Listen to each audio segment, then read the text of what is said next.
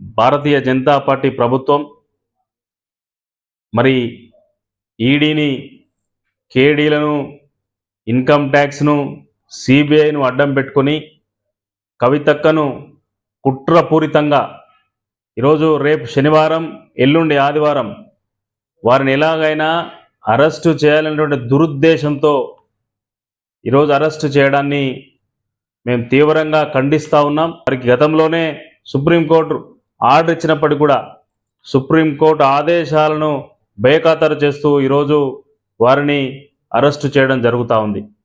ఈరోజు రేపే ఎలక్షన్ నియమ నిబంధనలు అమల్లోకి కోడ్ అమల్లోకి వస్తున్న సందర్భంలో ఈరోజే వారిని అరెస్టు చేసి తీసుకెళ్ళడం అనేది ఇది పూర్తిగా కుట్రతో కూడుకున్నటువంటి పని అని చెప్పి తెలంగాణ ప్రజలందరికీ కూడా స్పష్టంగా అర్థమవుతా ఉన్నది.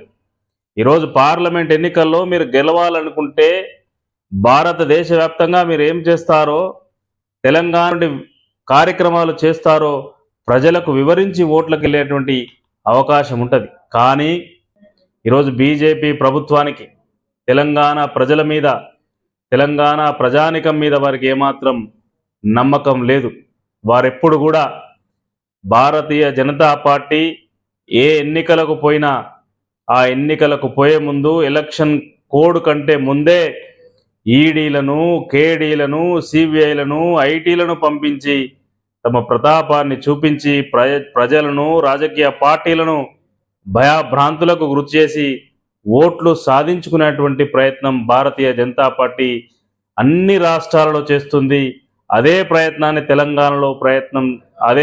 తెలంగాణలో చేయాలనేటువంటి ఆలోచన చేస్తూ ఉన్నారు ప్రజలు.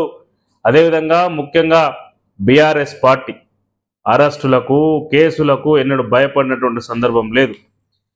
ఈ ఢిల్లీ ప్రభుత్వాన్ని గతంలోనే ఎదుర్కొన్నటువంటి పార్టీ ఈరోజు బీఆర్ఎస్ పార్టీ.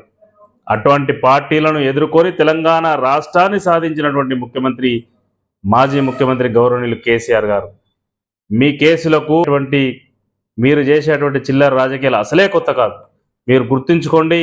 తప్పకుండా రానున్నటువంటి రోజుల్లో ప్రజాక్షేత్రంలో ఇప్పుడున్నటువంటి పార్లమెంట్ ఎన్నికల్లో మీ భారతీయ జనతా పార్టీకి ప్రజలు ఏ విధమైనటువంటి గుణపాఠం చెప్తారో రానున్న రోజు తెలుస్తుంది. ఇప్పటికైనా ఇటువంటి అప్రజాస్వామికమైనటువంటి విధానాలు మాని మీరు ఏం చేస్తారో అది చెప్పండి ప్రజలు. కానీ ఈ అరెస్టులను, ఈడీలను, కేడీలను, సిబిఐలను, ఐటీలను నమ్ముకొని మీరు ముందుకు పోతే ప్రజాక్షేత్రంలో మీకు ఓటమి తప్పదు అనేటువంటి విషయాన్ని ఈ సందర్భంగా తెలియజేస్తా ఉన్నాం.